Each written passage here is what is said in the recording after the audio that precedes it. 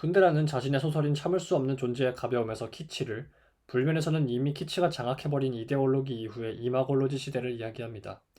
쿤데라가 불면에서 인간 존재가 이미지대로 흐려져 간다라는 이야기를 한 때가 1990년이었으니 당시로부터는 꼭 30년이 흘렀습니다.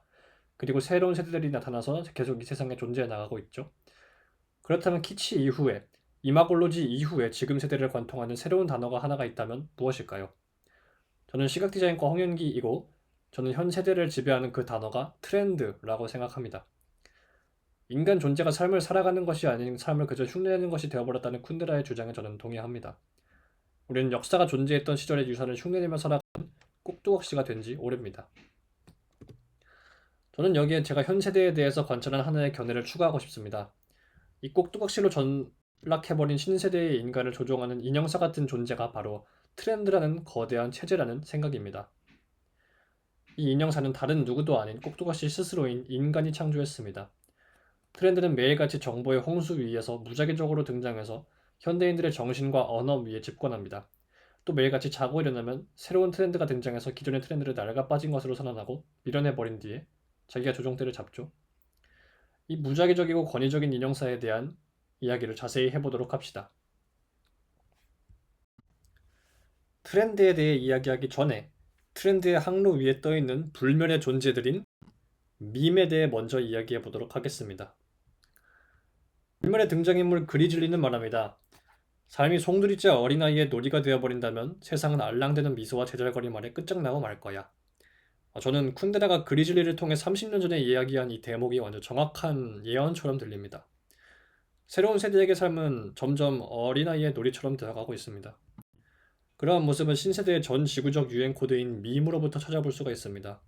이 밈은 기존의 유머나 유행 등은 파괴적으로 대체하고 유행의 새로운 정의를 만들어가고 있습니다. 이 밈이라는 게 대체 무엇일까요? 2004년 미국의 한 어린이 TV쇼 베지테일즈에 이런 대사가 등장합니다. In the future, the comedy will generate randomly. 미래에는 유머가 무작위적으로 등장할 것이다. 저는 이 문장이 새로운 세대의 유머인 밈을 정확히 묘사한다고 생각합니다.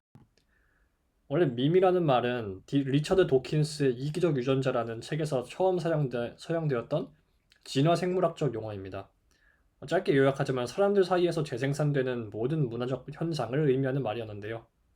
하지만 신세대에 의해 새롭게 정의된 밈은 이제 그냥 인터넷에서 유행하는 것들이라는 뜻을 가집니다.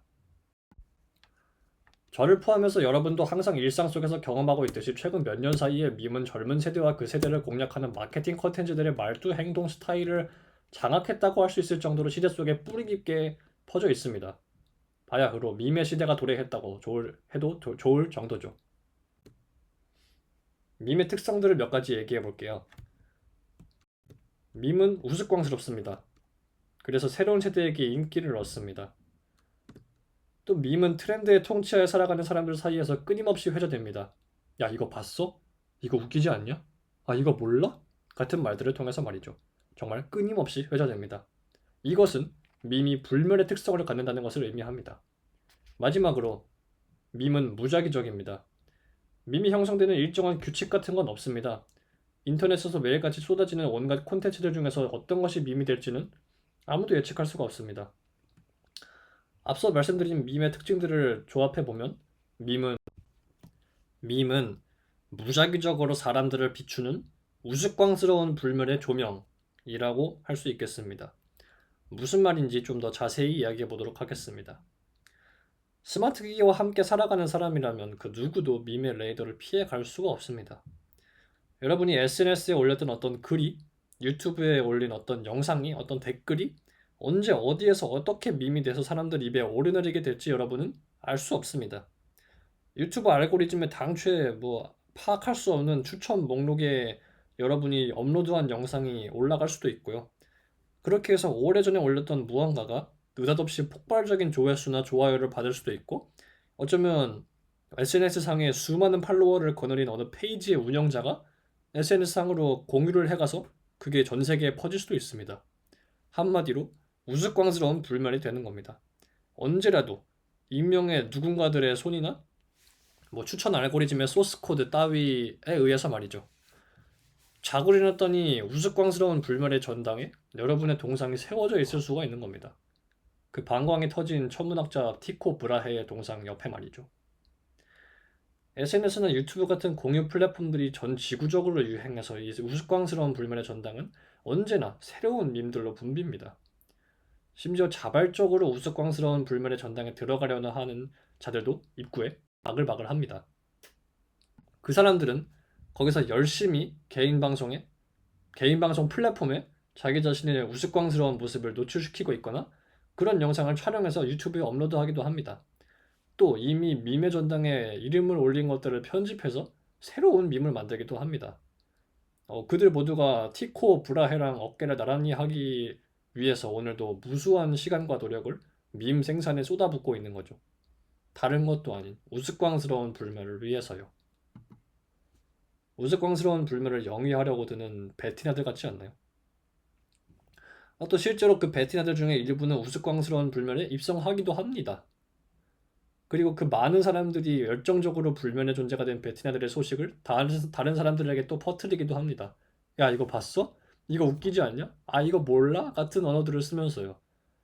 베티나들 말고도 다른 밈들도 많은 사람들이 그 불면의 존재에 대해 알게 되면 당분간 그 밈이 그 유행어거나 그 유행하는 몸짓이나 뭐 챌린지가 모든 사람들의 생각 속에 녹아들어서 그 사람들의 언어와 행동 체계를 장악하고 통치합니다. 대화 주제나 뭐 그런 것들이 다 그런 걸로 이루어지는 겁니다. 유행어들이나 유행하는 몸짓들, 무슨 챌린지 같은 게 그 예가 됩니다. 그러나 그 영광스러운 몇 주에서 몇 개월의 짧은 통치 기간이 지나가고 나면 그 밈은 이제 낡아 빠진 거, 유행 지난 거가 돼서 어디 뭐 댓글창에서 언급만 해도 뭐 노잼, 언제적 따위의 대댓글이 달립니다. 저 하늘 위에 우스꽝스러운 불멸의 전당에 서 있는 동상에도 거미줄이 쳐집니다. 이것은 여러분도 경험하고 있다시피 저 최근 인터넷에서 전 지구적으로 벌어지고 있는 일입니다. 매주, 매달 밈의 바다를 거쳐서 항해하는 트렌드의 나침반이 무작위적으로 방향을 바꿔서 다음 섬을 가리키면 이전 밈의 섬은 바닷속으로 그냥 잠겨버리고 거미줄 쳐진 동상만이 우스꽝스러운 불면의 전당에 남게 되는 것이죠. 자, 다시 트렌드에 대한 이야기로 돌아와 봅시다. 밈의 이런 모습은 트렌드와 현대인들의 관계를 완벽히 설명합니다. 현대인들은 무작위적으로 그들을 통치할 인형사를 추대하고 인형사에게 트렌드라고 적힌 왕관을 바칩니다. 그리고 트렌드에게 자신들의 생각, 언어 습관, 그날 입을 옷, 타인의 말에 반응할 적정한 몸짓 등을 맡겨버립니다. 한번 생각해 봅시다. 우리 삶에 얼마나 많은 요소들이 이 트렌드라는 것과 연결되어 있는지요. 그리고 이제 다음 날에는 언제나 그랬듯이 떠오르는 아침 해와 함께 무작위적으로 선택받은 새로운 인형사가 등장해서 다시 꼭두각시들에게 트렌드라고 새겨지는 왕관을 공양받아서 통치를 시작합니다. 꼭두각시는 스스로 생각을 못합니다. 따라서 그 트렌드의 백성들에게 더 이상 개인적인 것은 존재하지 않습니다. 취향의 차이가 있을 뿐, 그러니까 어떤 트렌드를 따르냐가 다를 뿐입니다. 현 시대는 민주주의 시대라고 흔히 일컬어지죠. 그러나 저는 우리 시대가 트렌드의 지배 하에서는 거의 뭐 조지 오웰이 쓴 1984의 전체주의 사회보다도 더 전체주의적이라고 감히 말하고 싶습니다. 누군가 우스꽝스러운 불만의 전당에 오르려는 기미만 보이면 트렌드의 백성은 스스로 트렌드의 비밀 경찰이 돼서 그 사람한테 카메라를 들이대고 그 모습을 전 세계적 데이터베이스에 남깁니다. SNS, 유튜브 같은 것들에요. 또 현 시대에도 여전히 살아있는 베티나들도 있죠. 베티나들은 트렌드 당의 체제에 너무나도 충성한 나머지 그들 스스로 불면의 전당에 자기 동상을 세우려고 이미 꽉 차있는 전당 입구 앞에 모여서 그분을 계속 두드립니다. 알랑대는 미소와 제잘거림 아래서요. 그들 스스로가 개인적인 것이 존재한다고 여길지 어떨지는 모르겠지만 만약 존재한다고 믿는다면 그것은 그들의 머릿속에 너무나도 뿌리 깊이 자리 잡아서 그 사고체계에 기생해버린 그들의 통치자, 트렌드의 완벽한 자연스러움 때문일 것입니다. 이 트렌드의 통치는 독재적인 것이 아닙니다. 트렌드 바깥의 사유를 하지 않으려 하는 현대인들에 의해 무분별하게 추대되어 나간다는 점이 더 큰 문제입니다. 트렌드에 대한 맹목적인 추정은 개인적인 것을 말소시키고 전 세계인의 정신을 비슷한 상투성 속으로 용해시킵니다. 현 시대와 현대인 그리고 트렌드의 전체주의적 통치에 대해서 한 번쯤 생각해보는 시간을 가져보시면 좋겠습니다. 감사합니다.